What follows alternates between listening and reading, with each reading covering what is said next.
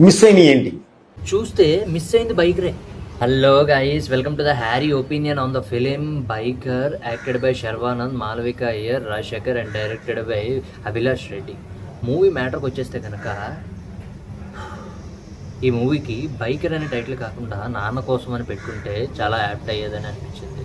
ఎందుకంటే cinema title వచ్చేసి biker, కానీ మిస్ అయిందే బైకర్. అక్కడ బైకర్ అనగానే మనం బైక్ రేసెస్ ఇవన్నీ ఎక్స్పెక్ట్ చేస్తాం కదా. తిప్పి కొడితే మూవీ 3 hours 42 minutes ఉంది. 3 hours 42 minutesలో 1-2 రేసెస్ ఉన్నాయి అంతే. వీళ్ళు మొత్తం క్లైమాక్స్లో రేస్ను ఒక్కటి బేస్ చేసుకుని సినిమా అంతా తీసి తిప్పి తిప్పి తిప్పి మనల్ని తిప్పి చేయాలనిపించింది అనమాట.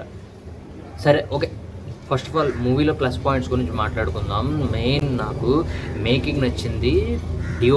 డిఓపి యువరాజ్ తన మేకింగ్ ఏదైతే ఉందో చాలా స్టైలిష్ మేకింగ్. ఫ్రేమ్స్ ఎక్కడెక్కడో పెట్టాడు, కెమెరాస్ ఎక్కడెక్కడో పెట్టాడు. అసలు బైక్కి ఎక్కడెక్కడ ఇంకా వీలైనన్ని చోట్ల కెమెరాస్ యాంగిల్స్ పెట్టి చూపాడు అనమాట.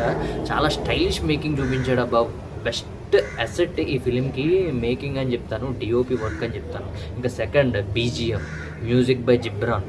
ఏమన్నా కొట్టాడు బీజిఎం, హాలీవుడ్ లెవెల్లో కొట్టాడు బీజిఎం. ఇన్ఫ్యాక్ట్ స్క్రీన్ మీద స్టోరీలో ఏం లేకపోయినా సరే ఏదో జరుగుతుందిరా బాబు, ఇప్పుడు ఏదో జరగబోతుంది అన్న ఫీల్ని జనరేట్ చేశాడు జిబ్రాన్ తన మ్యూజిక్ తోటి. ఈ రెండే ప్లస్లు. మైనస్ల గురించి మాట్లాడుకుందాం.